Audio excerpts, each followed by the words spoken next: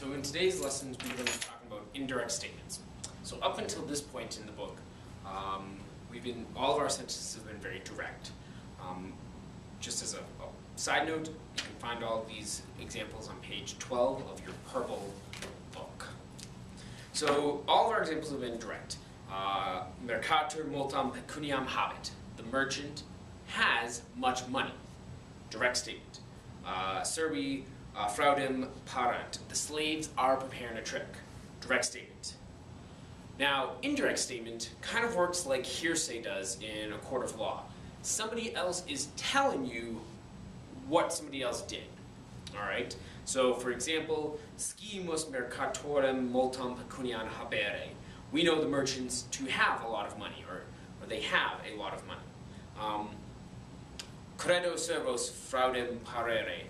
I believe that the slaves are preparing a trick. All right. So we add in this extra part of our sentence. Now, for you to have indirect statement, you need 3 different things. First of all, you need some sort of head verb. These are verbs like credo, I believe, or puto, I think, or scio, I know, or dico, I say.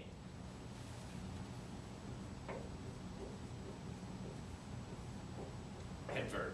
I'm sure you guys can come up with a bunch of other ones that I'm missing right now or skipping over.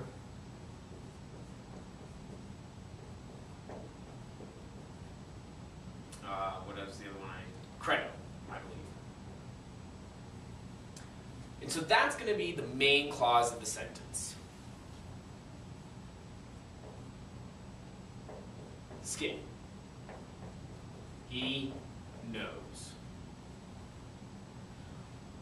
The second part is the indirect statement.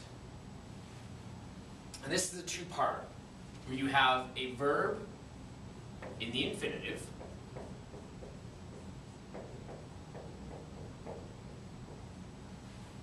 and the subject of that verb, whatever is doing the action of that infinitive, is in the accusative.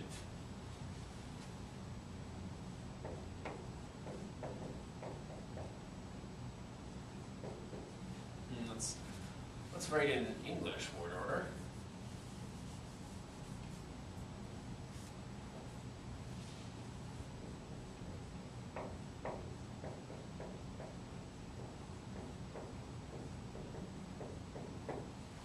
All right. So he knows that merchants, mercatorem,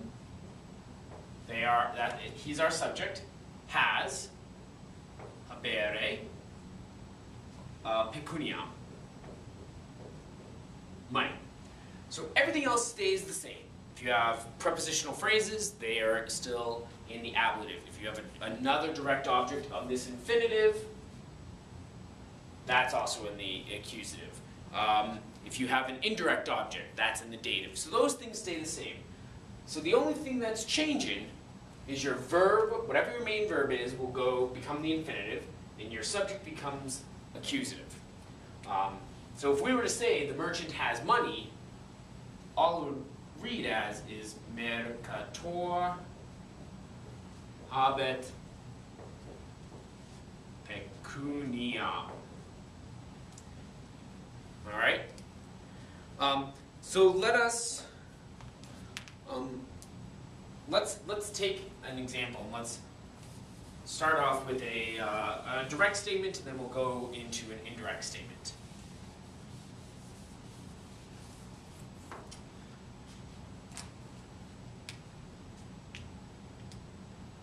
So,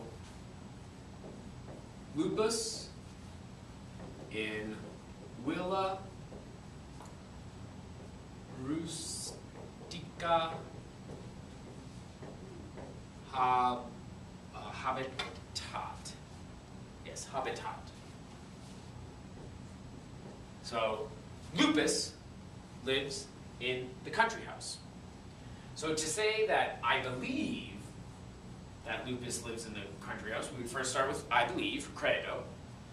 And then what are we going to change in the original direct statement. So we're going to change this into indirect statements. So what are we going to have to change first? If you thought to yourself, lupus has to change to the accusative, you are correct. So we are going to get lupum. Then in Villa Rustica stays the same.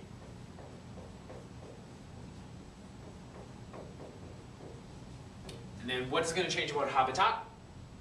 Correct, it's the infinitive. Habitare. Now it says, I believe that Lupus lives in the country house. In English, we still say, this is still translated the same way, we just add a that in between here, in the English. Latin doesn't need that there. That is only for the English. That was a lot of that's about that. So, if you look in your book, they have a bunch of comparisons between indirect statements and direct statements.